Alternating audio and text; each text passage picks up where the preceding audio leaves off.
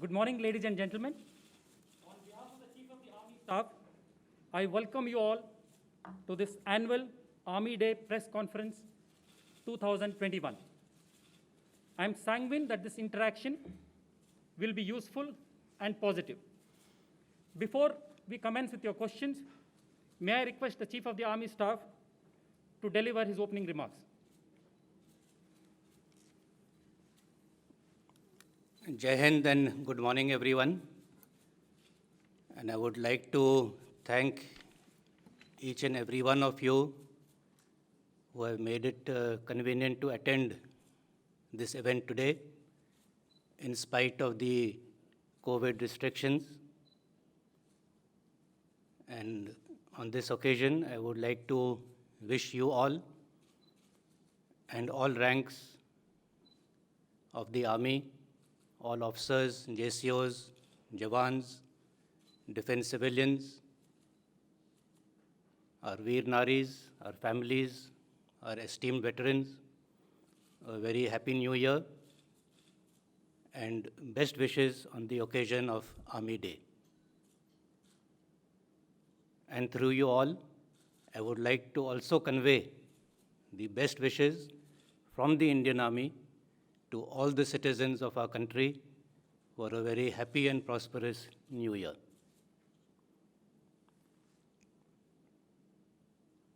Before I give my opening remarks, I would also like to take this opportunity to convey our most heartfelt condolences to our RRM, who has suffered a most grievous personal tragedy,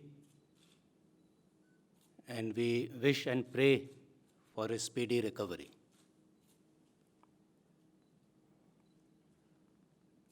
The last year was one full of challenges. We keep saying that we are prepared to meet all challenges, but last year we had to walk the talk and actually rise up to the occasion and show that we are indeed prepared to meet all these challenges. And I'm happy to say that we did so and came out on top and with flying colors.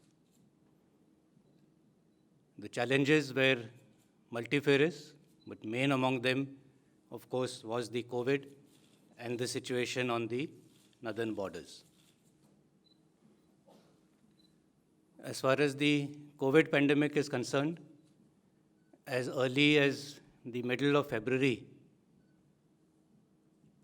based on whatever inputs we were getting, we had been able to make quite a pragmatic assessment of the situation and had instituted necessary force protection measures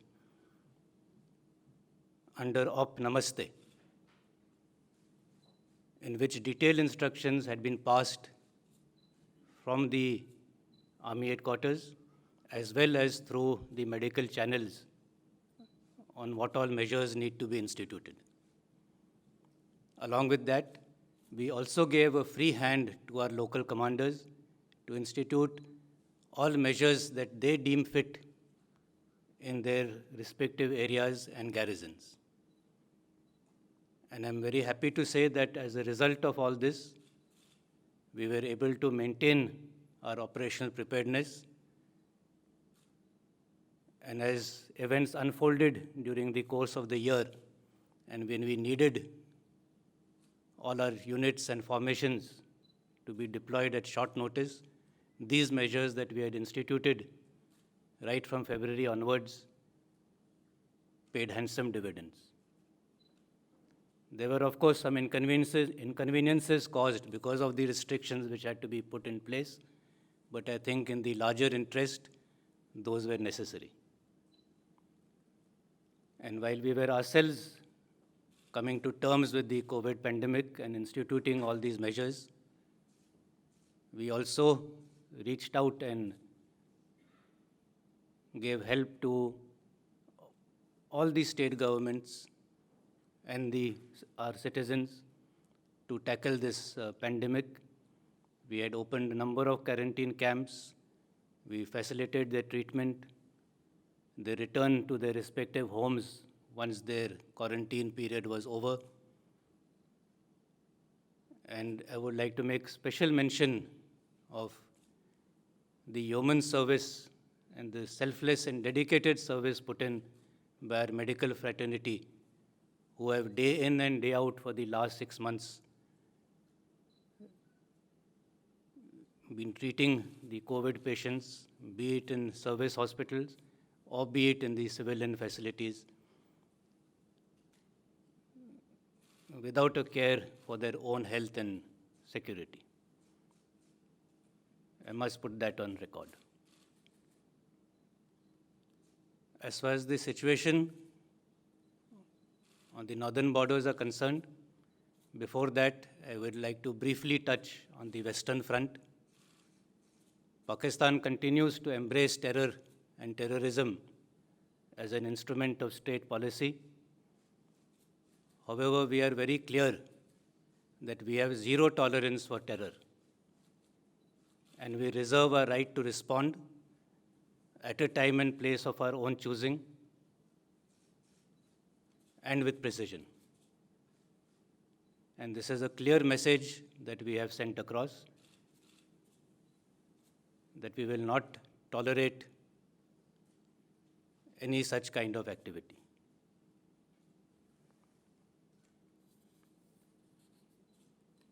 Coming to the northern front,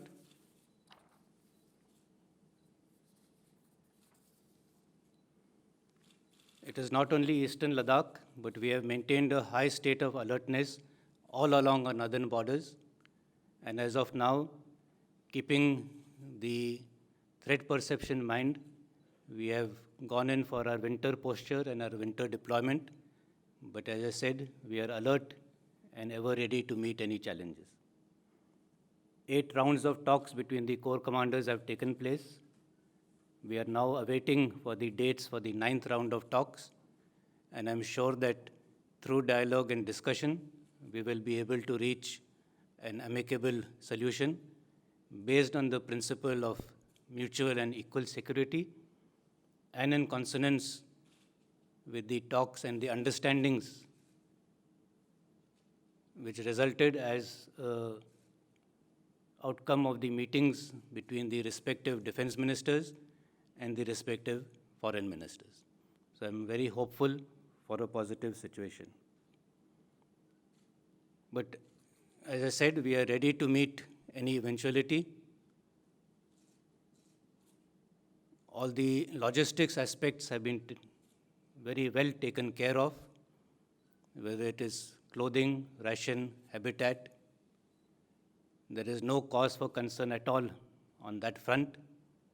And as a result of all this, our operational preparedness is of a very high order, and the morale of the troops is high.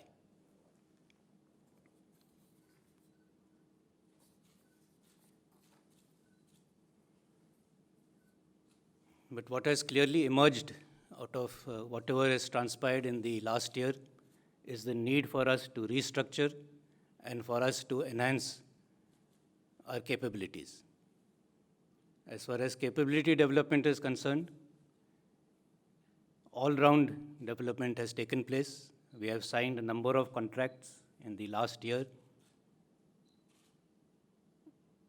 and these range from weapons and protective gear for the infantry, to the mechanized forces, to fire support elements, long-range vectors, engineer stores and equipment, communication equipment. What I mean to say is that it has been an all-round development, and each arm and service has got what it needs, because we are only the sum of our individual parts, and it is only when everyone is modern will the entire force be modernized.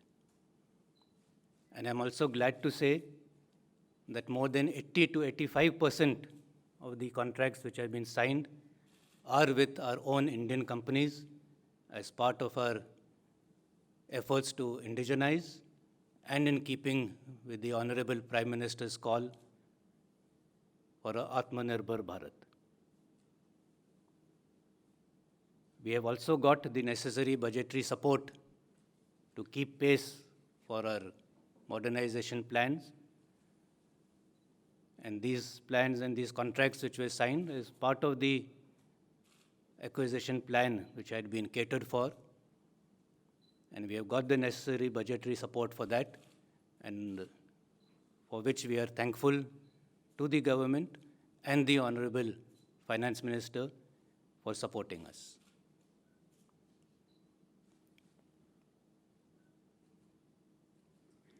As I mentioned, there is also a need to restructure, and to that end, we are transforming ourselves from a manpower intensive to a technology enabled force, which is, I think, the way forward for the future. We had sponsored a study through the Army Training Command to look into what all niche technologies we need to transform ourselves into this technology-enabled force. And that study has been carried out, and a broad roadmap has been prepared to include all such technologies as artificial intelligence, robotics, quantum computing, blockchain, big data, and the like. And through our Army Design Bureau, we have sponsored a number of projects through the Army Technology Board, projects worth 36 crores, and through the Technology Development Fund, projects worth another 23 crores or so.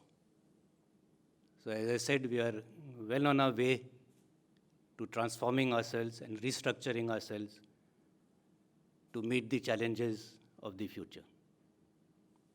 And this restructuring also includes the restructuring at the tri-service level, and we are fully committed to tri-service jointness and the evolution of various integrated commands. And we will work with the other services to make sure that this happens in a very calibrated and smooth manner. If you recollect, last year, as part of the KRAs, I had mentioned P, that is personnel, as one of the focus areas. I'm glad to say that during the last year, we have been able to achieve a number of schemes, projects, government orders, in which various issues which were pending have got resolved, relating to pay and allowances, not only for the serving personnel, but also for our veterans, because personnel involves our ex-servicemen who are as much part of our Army family. I will not go into the details of each and every of these sanctions which has been received, but we have been able to make good headway. That does not mean to say that all the issues have been resolved, but a number of the more important ones have got resolved, as a result of which a lot of benefits have accrued to both serving and retired personnel. Before I take your questions, I would like to reassure you once again that the Indian Army is fully prepared and geared up to face whatever threats are there, external or internal. And I would like to thank you all once again for having supported us throughout the year which has just gone by. You've always been there to bank on, and we will continue to bank on you all to keep our citizens informed of whatever is going on through honest and truthful reporting. Thank you, and I'm now open to questions. Okay, 3 questions at a time. And let me first give an opportunity to the agencies. Hi. Sir, you have completed 1 year in office as Chief of Army Staff. Can you tell us what would be your operational and administrative priorities for the coming year? Thank you. Okay, let's have 73, Manas Bhuya, PTI. So this is Manas from PTI. Sir, as you briefly mentioned about the threats facing the nation from both the fronts, northern and western fronts. So are we as a nation, in fact, recalibrating our national security doctrine to deal with the evolving security scenario in the region? And are we taking any long-term vision and to just implement a long-term vision to deal with these multiple security challenges, complex security scenario? Are you have enough resources to deal with them? How do you see the threats from both Pakistan and China, and how we are dealing with them in a long-term perspective? Thank you so much. We'll take the third question. Roshan Lal, 29, Rashtriya Sahara. Okay, he had raised his hand just now. Yes, Okay, ji sir okay, sir इधर fine. Sir मेरा सवाल है अभी आपने कहा कि पाकिस्तान की तरफ से स्टेट स्पॉन्सर्ड टेररिज्म बढ़ रहा है लेकिन एक और समस्या खड़ी हो गई है कि जो लोकल लोग हैं जम्मू कश्मीर के वो टेररिज्म जो संगठन है उनमें ज़्यादा भर्तियां हो रही हैं और इसमें आर्मी की भविष्य की क्या रणनीति है और क्या आप उसको आंतरिक सुरक्षा के लिए ज़्यादा खतरा मानते हैं?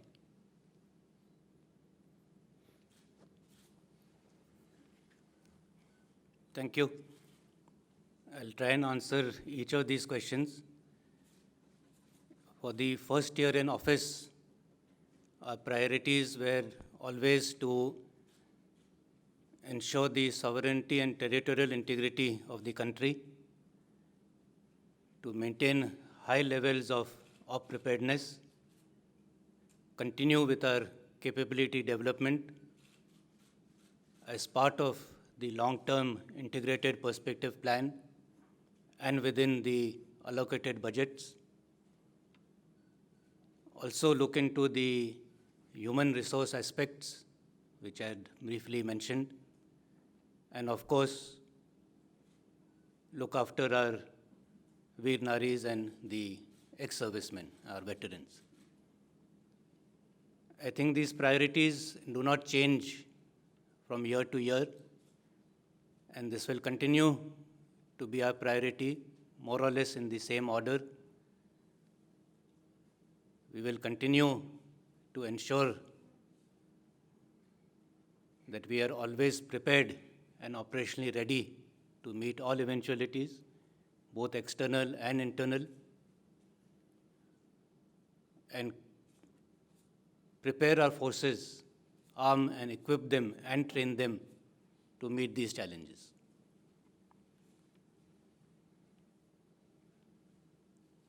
As far as our threats are concerned, we continue to carry out periodic reviews of the threat perception, taking a holistic view of both the international and the regional situation, the geostrategic perspective, and based on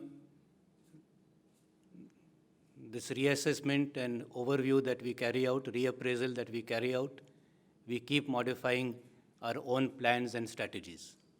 So this is a continuous process. It does not end with any one such assessment, but whenever we get together and whenever some other developments take place, these developments could be in terms of additional deployments in the border areas. This could be in terms of changes and developments in infrastructure in the border areas, could be as a result of change in policies. Whatever might be the input,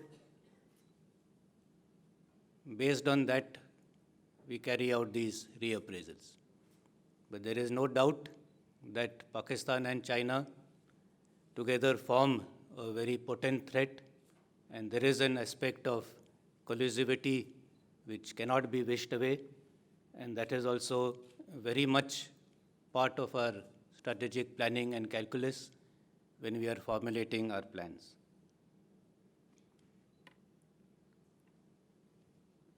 जहाँ तक पाकिस्तान और terrorism का सवाल है,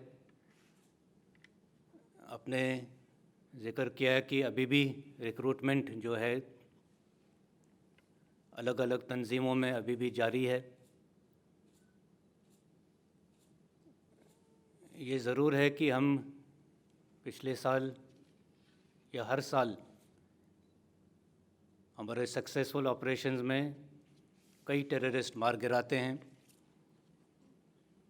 लेकिन साथ साथ तंजीमों में भर्ती भी होती रहती है।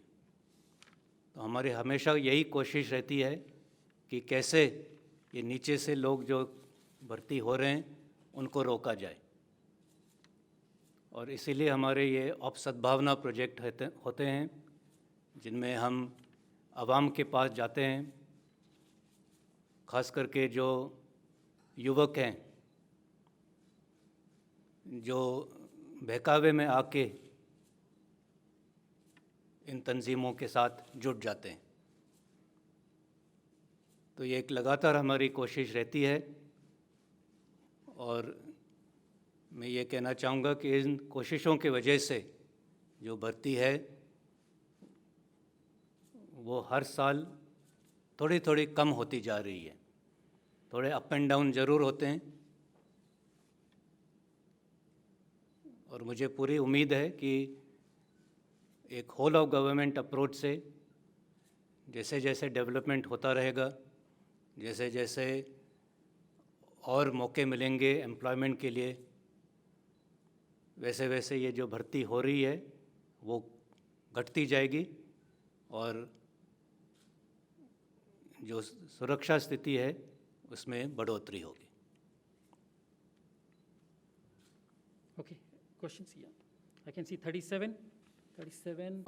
उसमें आपको क्या टेक्निकल और स्ट्रेटेजिक टारगेट्स दिए थे पॉलिटिकल लीडरशिप ने, और 8 महीने बाद वो ग्राउंड पे कहाँ हैं sir? Okay, let's take another one. Yeah, Rajiv Ranjan, 107. He has been raising for a long time. Yeah, NDTV.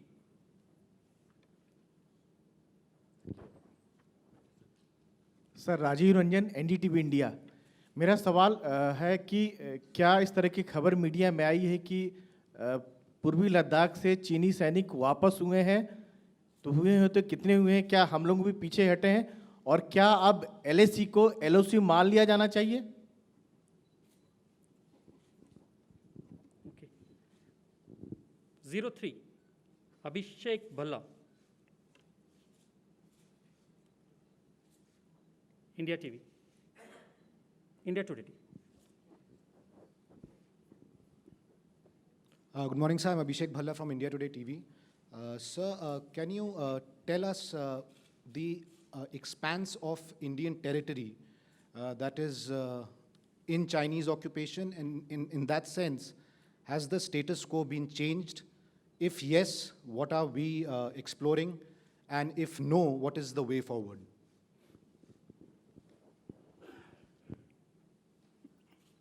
ये तीनों सवाल ईस्टर्न लद्दाख की जो स्थिति है इससे जुड़े हुए हैं। मैं ये कहना चाहूँगा कि जो मोबिलाइजेशन हुआ था चाइना के तरफ से वो कोई नई चीज़ नहीं थी। वो हर साल ट्रेनिंग के लिए आते हैं, और हमारी पूरी खबर थी कि वो किन किन इलाकों में मौजूद हैं। इसको हम लगातार मॉनिटर कर रहे थे, लेकिन अचानक जो फर्स्ट मूवर एडवांटेज होता है, अचानक कोई हरकत करेगा, इसका कभी अंदाज़ा नहीं लगाया जा सकता। तो ये फर्स्ट मूवर एडवांटेज हमेशा रहेगा, जैसे हमारे पास रहा अगस्त के महीने में। हालांकि हम eyeball to eyeball contact में थे, तब भी चीन को नहीं पता चला कि हम ऐसे कोई उनको सरप्राइज़ करेंगे। तो ये फर्स्ट मूवर एडवांटेज हमेशा होगा। लेकिन जो स्थिति है आज लद्दाख में, वो वही स्थिति है जो हमेशा के लिए रही है, और हमें गवर्नमेंट से यही डायरेक्शन मिले हैं कि जो पोजीशन है और उसको उस पर हम कायम रहेंगे, डटे हुए रहेंगे, चाहे सर्दी हो या गर्मी के मौसम हो। और जो भी बातचीत चल रही है अलग अलग लेवल पे, चाहे वो मिलिट्री लेवल पे हो या डिप्लोमेटिक लेवल पे हो, इन बातचीत के ज़रिए हम जो भी समझौता करना है वो करेंगे। उसी आधार पे, जैसे मैंने पहले ज़िक्र किया था, म्यूचुअल और इक्वल सिक्योरिटी, और यही हम चाहते हैं। और मुझे पूरी उम्मीद है और विश्वास है कि इस डायलॉग के ज़रिए हम जो भी अपना लक्ष्य है वो हासिल कर पाएंगे।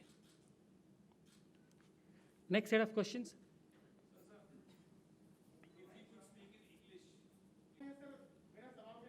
No, wait. Okay, I will answer that question also. As I mentioned that every year the PLA troops come to their traditional training areas to carry out their training. With the onset of winters and at the completion of this training period, these troops have also, those training areas have been vacated.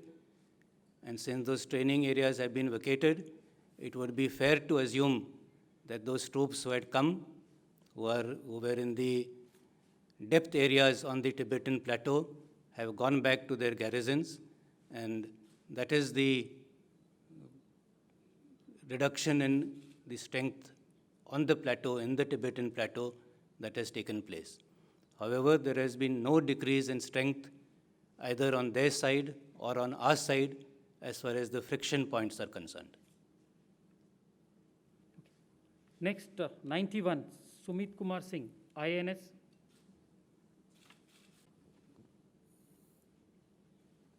I think I had answered some of these questions in the previous set of questions that had been asked. As far as the situation in Eastern Ladakh is concerned, in the areas which were just mentioned, the situation is the same as was prevailing last year. There has been no change in the status quo. As far as the resolution of the present situation is concerned, we are hoping that, again, I will repeat that based on the principle of mutual and equal security, we would be able to reach an agreement which would result in disengagement and de-escalation. Disengagement from the friction areas, and once this disengagement has been achieved, then an overall de-escalation and a reduction in the strength of the troops in the forward areas. जहाँ तक आपका सवाल है, air force और navy में ज़रूर pilots है, और बहुत अच्छी बात है कि आपने ये सवाल पूछा, क्योंकि तकरीबन 1 महीने पहले ही मैंने आदेश पास किए हैं कि आर्मी एविएशन में अभी तक जो हमारे महिला ऑफिसर्स हैं वो सिर्फ ATC में, एयर ट्रैफिक कंट्रोल, यानी ग्राउंड ड्यूटीज़ में है। और पिछले महीने ही ये प्रपोज़ल मैंने इनिशिएट किया है, और AG's branch, MS branch, aviation directorate तीनों इस पर सहमत है कि एविएशन में भी विमेन ऑफिसर्स हो सकते हैं फ्लाइंग ब्रांच में, फ्लाइंग ड्यूटीज़ के लिए। और हम सोच रहे हैं कि अगला जो कोर्स शुरू होगा, जो कि जुलाई के महीने में होगा, उसमें ज़रूर विमेन ऑफिसर्स पायलट ट्रेनिंग के लिए दाखिल होंगे। और 1 साल के ट्रेनिंग के बाद तकरीबन अगले साल के जून जुलाई में वो भी अपने फ्रंट लाइन ऑपरेशनल यूनिट्स में फ्लाइंग ड्यूटीज़ में जुड़ पाएंगे।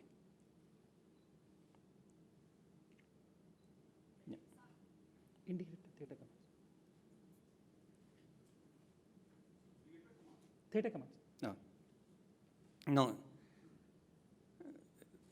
Theatre commands, integrated theatre commands एक लॉन्ग टर्म प्रक्रिया है, और चाहे जो भी स्थिति हो, हम इंटीग्रेशन के ऊपर ज़रूर आगे बढ़ेंगे।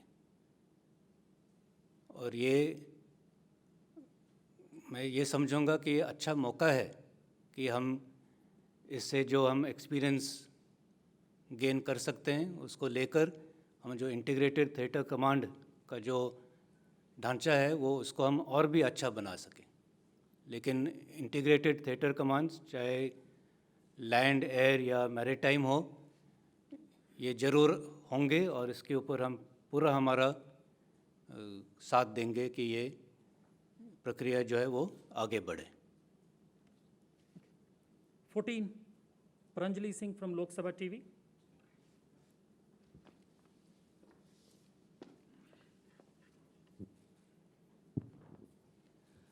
Sir, Pranjali Singh from Lok Sabha TV. Sir, मेरा सवाल आपसे ये है कि अभी ड्यू टू पैंडमिक हमने देखा कि अभी इकोनॉमी की क्या हालत है।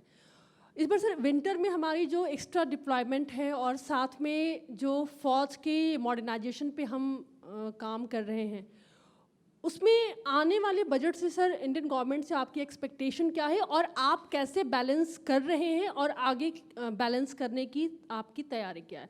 And sir last question is कि लैंड मोनेटाइजेशन पे काफ़ी वक्त से बातचीत हो रही है, चल रही है, अभी इस पर स्टेटस क्या है? 109, Manjeet Negi.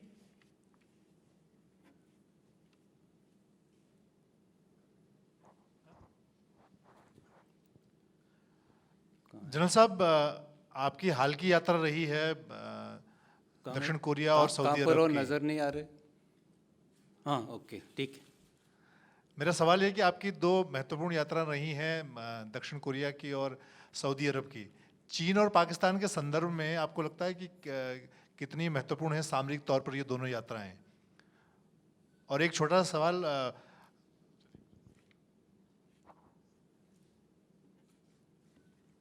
I'll take the third question. 53, Manish Prasad, India TV. Sir, मैं मनीष हूँ इंडिया टीवी से।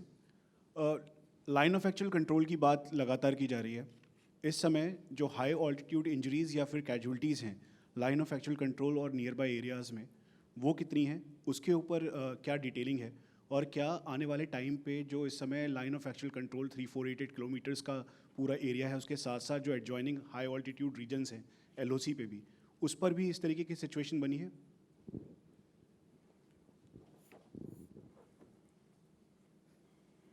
जहाँ तक बजट और फोर्स मॉडर्नाइजेशन का सवाल है, जैसे मैंने पहले कहा था कि जो हमारा long term integrated perspective plan है उसके अंतर्गत हम फोर्स मॉडर्नाइजेशन कर रहे हैं।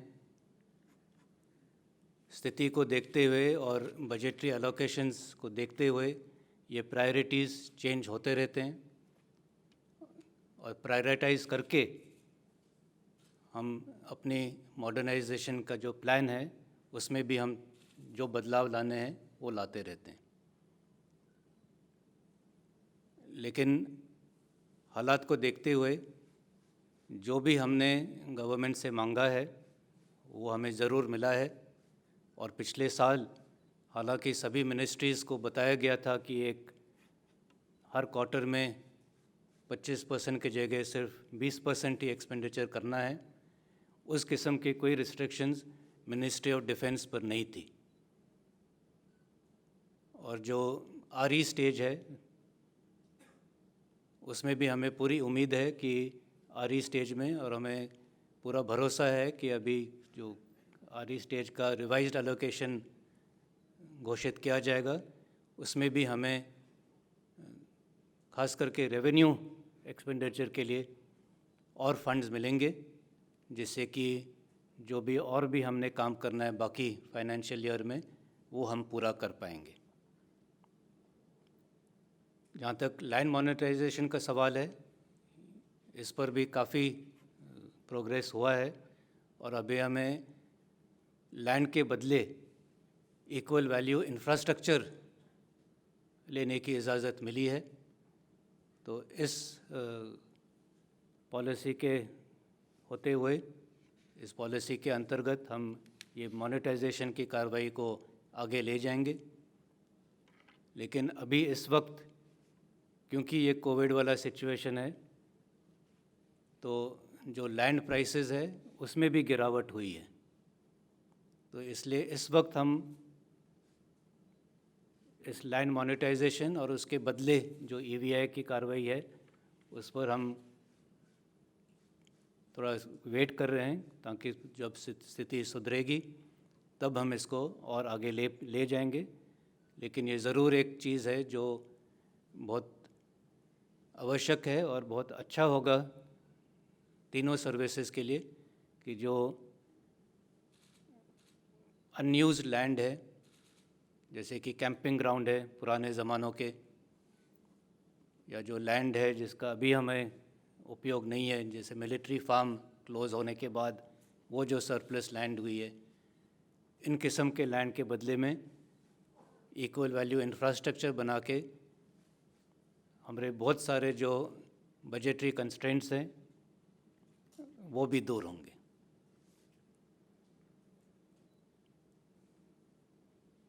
वो हाई एल्टीट्यूड के एरियाज़ में जो कोल्ड इंजरीज़ हैं, मैं ये कहना चाहूँगा कि जो हमने कार्रवाई की थी, infrastructure development, special clothing, special ration, heating arrangements, इन पूरे चीज़ों की वजह से इस साल जो कोल्ड इंजरीज़ है, हालांकि पिछले साल की निस्बत और ट्रूप्स है फॉरवर्ड एरियाज़ में LAC के ऊपर, LC के ऊपर, लेकिन फिर भी जो कोल्ड इंजरीज़ की मात्रा है वो तकरीबन उतनी ही रही है। पिछले साल 0.13% था, इस साल 0.15% है। और ये इसलिए है कि हम तैयार थे और सारे मिलकर, इंजीनियर्स, MGO, सारे मिलकर हम ये पूरी जो बैकअप चाहिए होता है फॉरवर्ड एरिया में डिप्लॉयमेंट के लिए, वो हम पूरा कर पाए, और इसीलिए कोई ऐसे कोल्ड इंजरीज़ नहीं हुए हैं। जहाँ तक ये फॉरेन विजिट्स का सवाल है, ये एक मिलिट्री डिप्लोमेसी का हिस्सा है, और UAE, सऊदी अरेबिया और साउथ कोरिया, इन 3 देशों की यात्रा से ये साफ उभर आया है कि ये तीनों देशों हमारे साथ और रिश्ता बढ़ाना चाहते हैं हर फील्ड में, इंडस्ट्रियल कोऑपरेशन, टूरिज़्म और डिफेंस डिप्लोमेसी भी। और डिफेंस के क्षेत्र में ये ना सिर्फ इंडिविजुअल ट्रेनिंग, जो कोर्सेज़ के लिए हमारे जवान एक दूसरे के देश में जाते हैं, लेकिन जॉइंट एक्सरसाइजेज भी, और डिफेंस कोऑपरेशन में वो भी चाहते हैं कि वो हमसे कोई डिफेंस इक्विपमेंट लें, और जो एम है डिफेंस एक्सपोर्ट्स का, वो भी इसके थ्रू जो है हम आगे बढ़ा पाएंगे।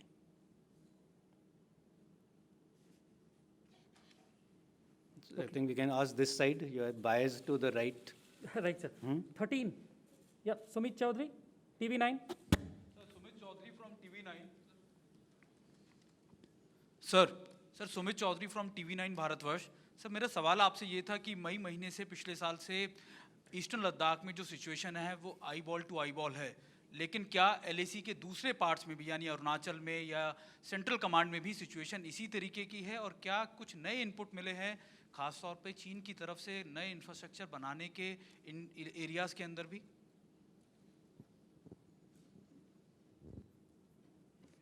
संदीप बोल, न्यूज़ 18। सर संदीप बोल फ्रॉम न्यूज़ 18 इंडिया। सर मेरा सवाल ये है कि अप्रैल से पहले, ईस्टर्न लद्दाख की बात करें, अप्रैल से पहले इंडियन आर्मी जहाँ जहाँ पेट्रोलिंग करती थी, अप्रैल के बाद क्या स्थिति है? किन किन जगह तक कितने ऐसे पेट्रोलिंग पॉइंट है जहाँ तक वो पेट्रोलिंग करती है? क्या कोई बदलाव आया है चाइना के एग्रेशन के बाद से? 16 मनीष झा। Yep.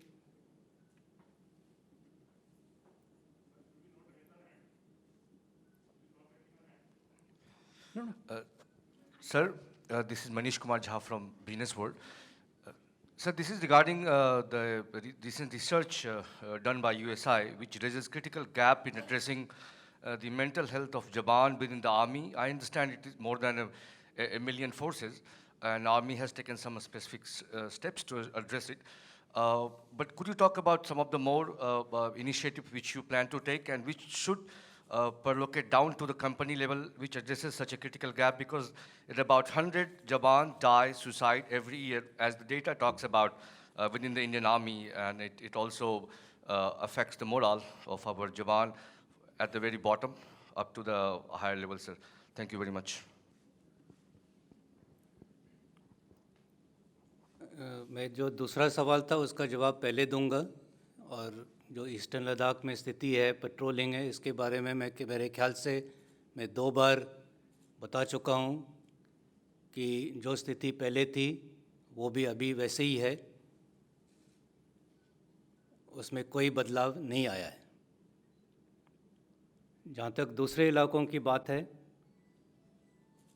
हम सिर्फ ईस्टर्न लद्दाख पे नहीं बल्कि पूरे नॉर्दर्न बॉर्डर्स पर लगातार हम निगरानी रखे हुए हैं।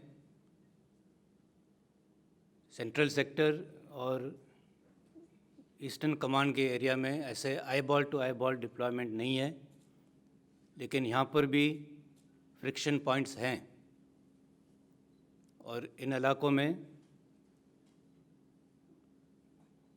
चाइना ने अपने तरफ काफ़ी इंफ्रास्ट्रक्चर बनाया है, नए सड़कें बनाई हैं, नए बैरक बनाए हैं, और जैसे मैं पहले कह रहा था कि ये सारे चीज़ें हम हमेशा देखते रहते हैं और इनको फैक्टर इन करते हैं जब कभी हम कोई नई स्ट्रैटेजी या रणनीति बनाते हैं।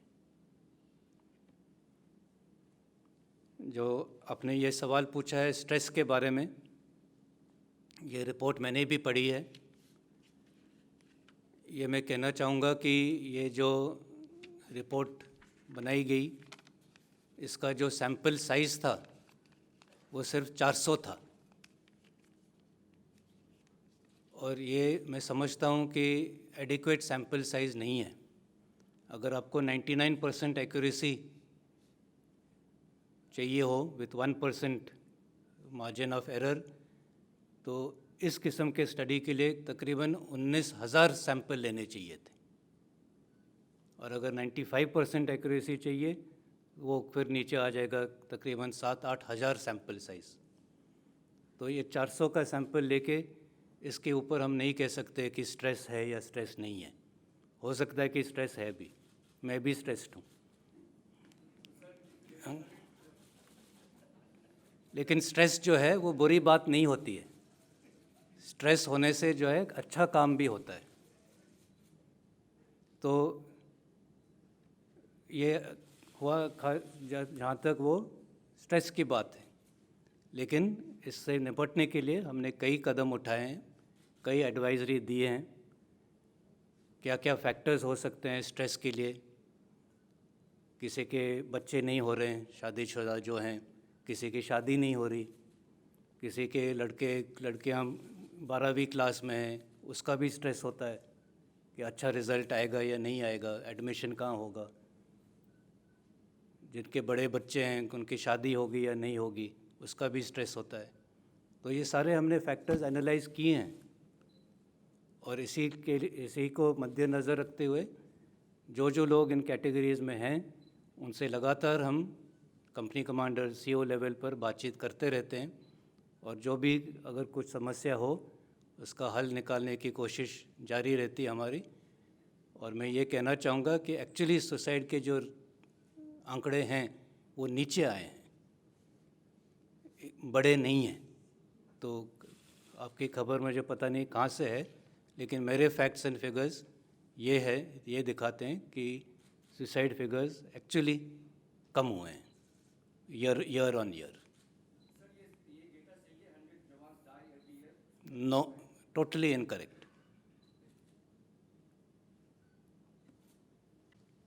On the situation on the northern borders, and as far as certain studies that we are doing, As I mentioned earlier, we carry out a periodic review of our operational plans and our strategy to deal with various threats, both external and internal, and the external threats, whether it is one front or two front.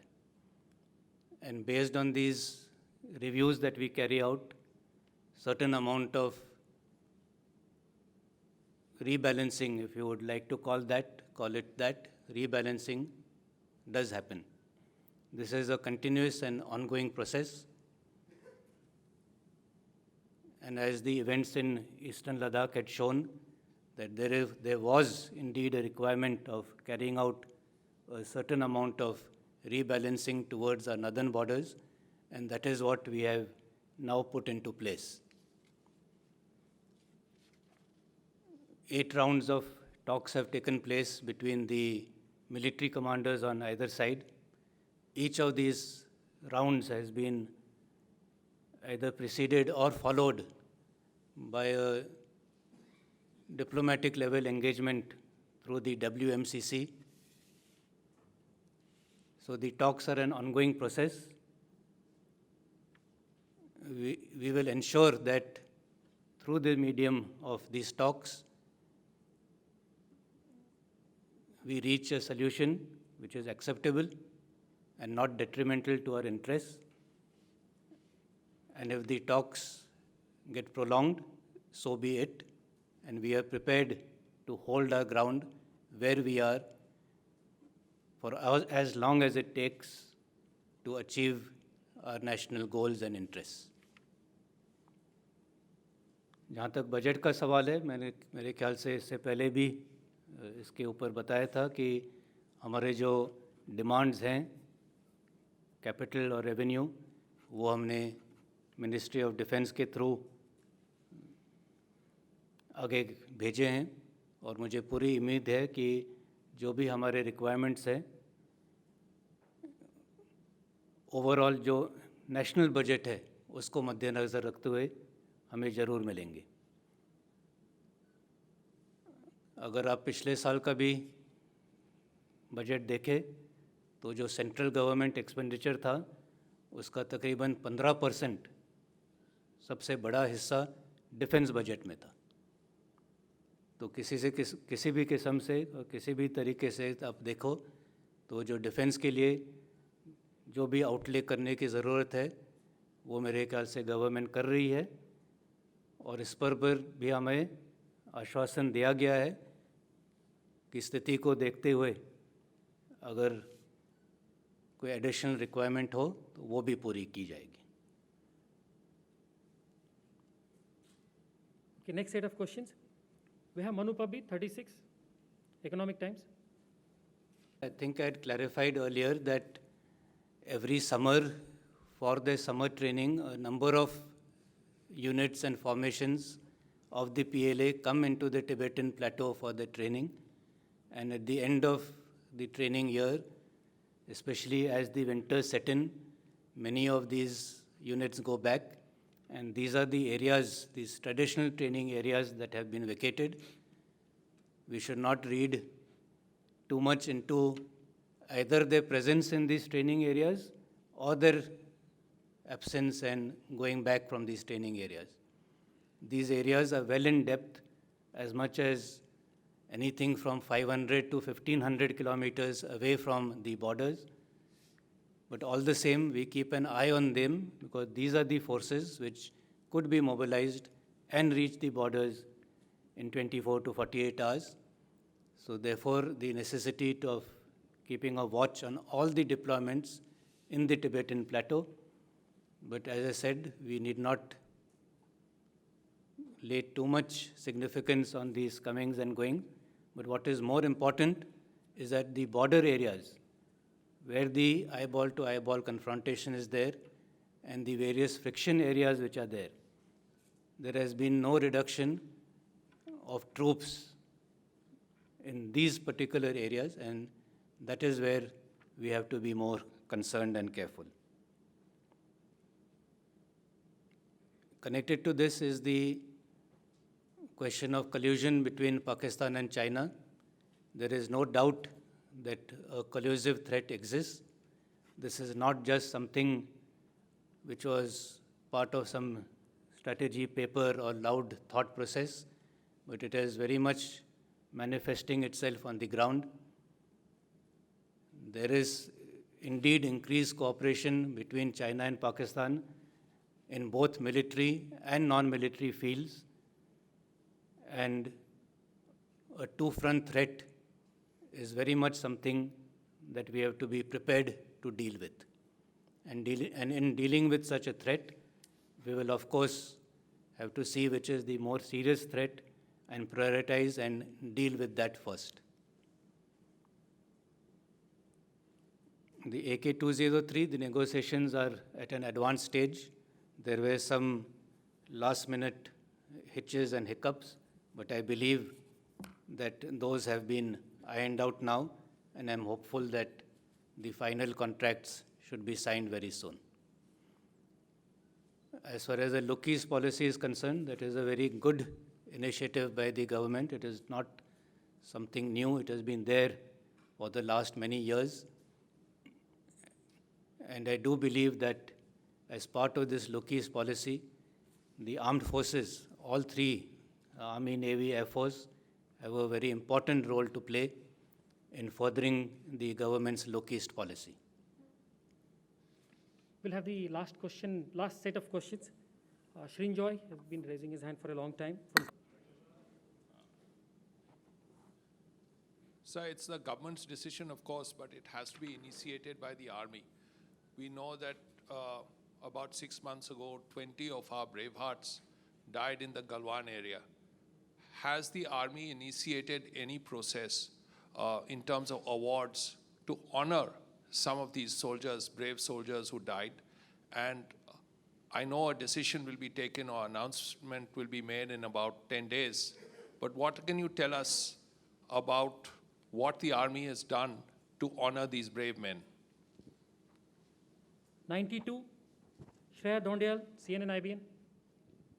Sir, good morning. Happy New Year to you. My question is this: are there any plans to move the army completely out of the internal security duties and focus on its convention roles? Have you mooted any proposal for pulling completely out of Jammu and Kashmir and the Northeast, sir? Okay. 98, Delhi Defense Review. Chandrasekhar. Sir, Chandrasekhar from Delhi Defense Review. My question is regarding, there have been a lot of media reports and as well as strategic dialogue with Afghanistan. Is the army contemplating putting troops on the ground, sir? Well,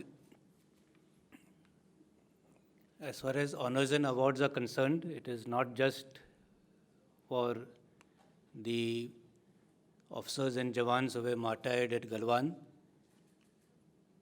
but throughout the past year, there have been many gallant actions carried out by our men. Some of these actions have resulted in casualties on our own side also, and all these actions, the citations have been received and they have been evaluated on their merits, and our recommendations for honoring all those who have performed acts of gallantry and valor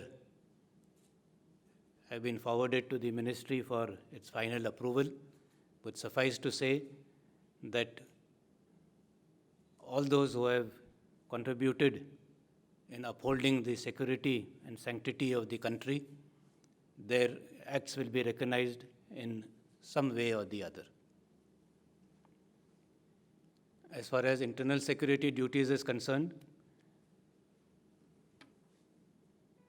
the situation in J&K, I have already told you, terror continues unabated. Although the situation in the hinterland has improved somewhat, but it has not yet reached a level in which we can even contemplate moving troops out of this union territory of J&K. But as far as the Northeast is concerned, definitely the security situation has improved manifold. except for 3 districts of Arunachal, Nagaland, except for one group of NSC and K, which is not in the ceasefire, but with the surrender of the top leadership of K, which was hiding in Myanmar, we are hopeful that they will also rejoin the ceasefire process, making Nagaland again violence-free. Mizoram, as it is, there was no violence. Manipur, again, there are 1 or 2 groups only which are involved. Most of Assam is quiet. So overall, the situation in the northeast has improved by leaps and bounds over the last 1 or 2 years, both due to the concerted efforts of the security forces, the army, the Assam Rifle, and the state police forces, as also the various initiatives taken by the government. And as a result of this, we have carried out a reassessment of our commitments in internal security. And in fact, 1 brigade has already been pulled out. And we were only awaiting the successful conclusion of the BTAD elections, which were actually scheduled, which should have happened in June, July of last year, but had got postponed till about December.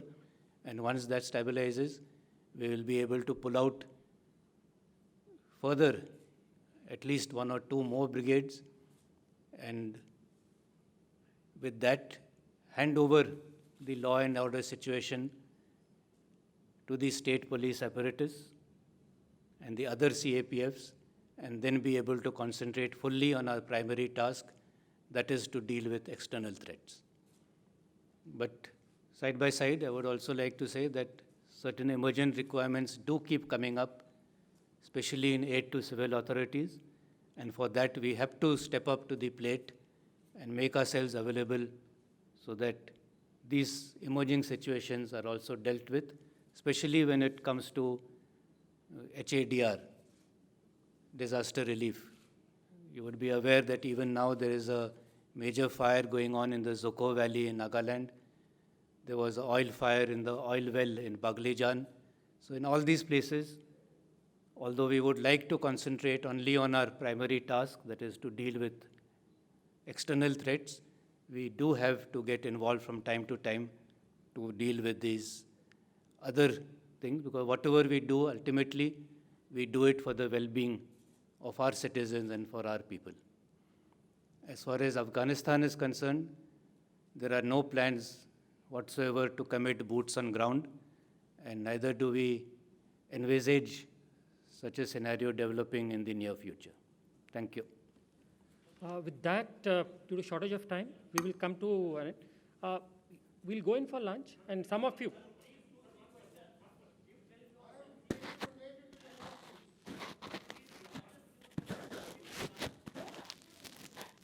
Large number of factions operating in Nagaland, not just the NSCM IM, but you have K1, K2, I think half a dozen people, but most of them are committed to the peace process, including the IM. But you cannot rule out the possibility of anybody fishing in troubled waters, and we are keeping our eyes and ears open, and we are not ruling out that possibility. And there is no doubt that for any insurgency to survive, it can only do so with external support. So we are cognizant of that fact, and we will deal with it as the situation arises. Thank you.